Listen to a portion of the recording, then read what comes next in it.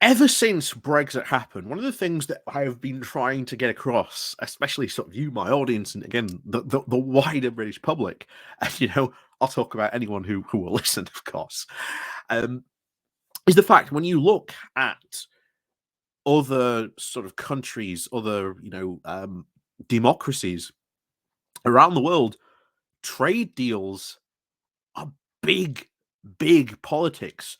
These trade deals and agreements are a massive part of their politics, a massive part. And it is something we have not had to really deal with because obviously we've been part of the EU and it's been done as sort of a large part of that. And like I say, because our main market at that point really was and always was and even will be the EU, it wasn't a big issue. It was just that you had these Brexiteers going, "Oh my God, we could trade with these emerging markets. Oh look, the world is leaving behind Europe. We've got to trade with the Indo-Pacific region because that's where all the action is." And again, completely ignoring the realities, as we've talked about many times, of course, of the realities of global international trade, and even the pandemic has shown the fragility of long trade routes and the fact that shorter trade routes should actually be or at least countries should have really a mix of trade routes rather than just focusing on having long trade routes, because again, the pandemic showed they can be very easily broken or disrupted. And not only just the pandemic, you may remember the whole Greensill, the ship that got stuck in the Panama Canal. That caused a big kerfuffle with long, supply chains.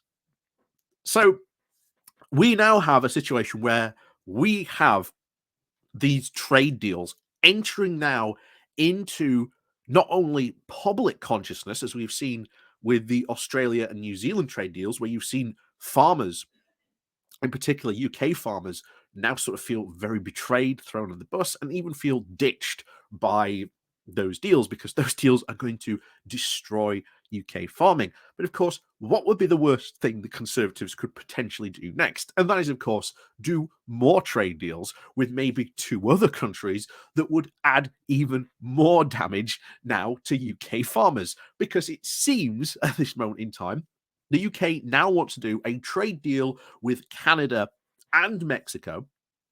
And if these rumors are true, they are going to allow a ton of farming products from arable to animal products into the country at very low prices that are done in ways which would undercut UK farmers massively, because the regulations in Canada and Mexico are much lower than they are in the UK, and basically UK farmers would be unable to compete.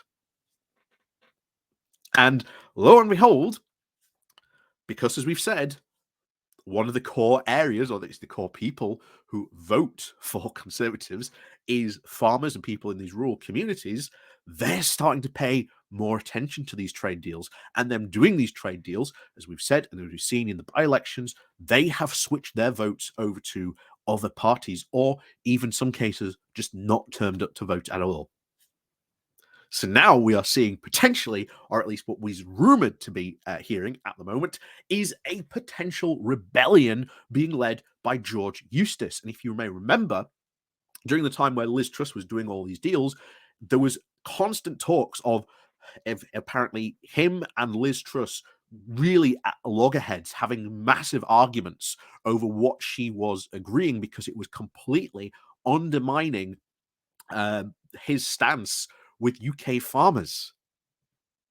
And it seems now that George Eustice is going to be leading a rebellion against these trade deals, because we saw certainly the Australian trade deal and the New Zealand trade deal, they passed through the House of Commons with no vote or any opportunity for our MPs to be able to vote on those deals or even scrutinize the deals. The only point we actually got, or at least got to actually read those deals, was when they had been passed and they had been pretty much signed into law, and there was nothing that any MPs could say about it other than, hey, those deals are pretty bad.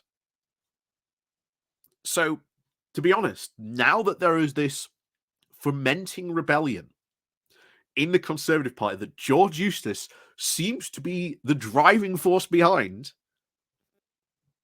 watch out for, certainly in the next couple of weeks, of George Eustice potentially, who knows, maybe George Eustice ends up creating his own group, because that's what we have very much seen. Maybe George Eustice creates, I don't know, I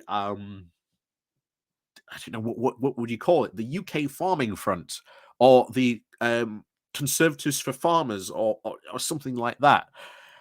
That would potentially become quite a powerful group in the Conservative Party, especially with the amount of seats that are in these rural areas, and would ultimately be able to deal Rishi Sunak quite a series of blows, especially if what we are hearing, that these trade deals with Canada and Mexico are going to allow for the mass importation of high carbon beef and low welfare pork, which, as we've said before at the start, our farmers just cannot compete against because of the lower standards or that they are producing their products to. And like I said before, in the UK, we like our high animal welfare standards. Any attempt, I think, to lower those standards would be met with a huge pushback from the UK public. And even more importantly, one thing we have to push for now is that we are allowing the mass importation of these particular meats and products. So hopefully I think the plan that George Eustice, at least he seems to have, is to have a rebellion in the Commons, at least led by him, over these potential two trade deals, or at least what we're hearing about these two trade deals, and then ferment something outside it, because he's already got backing from the NUF, the National Farmers Union. They're up in arms against this because they're already not happy with the Australian, the New Zealand trade deals, and these potential Canada and Mexico deals, they're even more angry at. So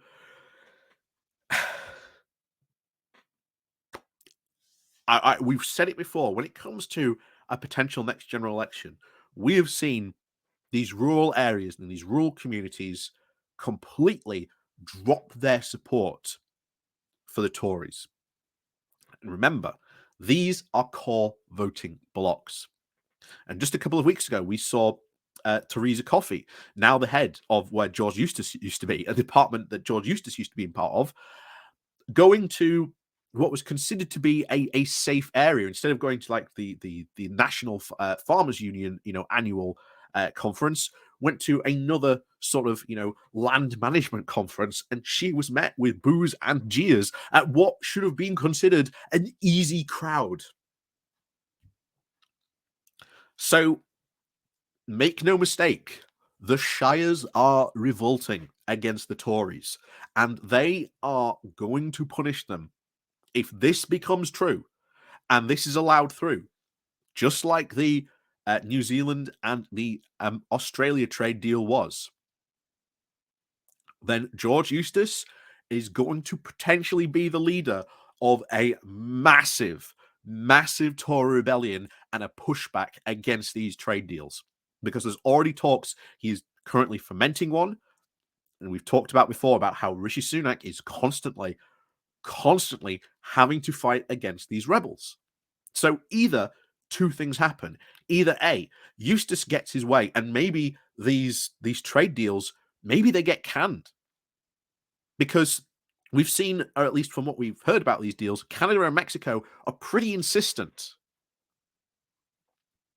Whereas Eustice gets his way, there won't be, which potentially means those trade deals ended up either going back into long grass of negotiations, which probably aren't going to work because of what Mexico and Canada want, versus if they do pass, well, now Rishi Sunak could have a massive rebellion in his shires and in his seats that he desperately needs to be able to hold come the next general election.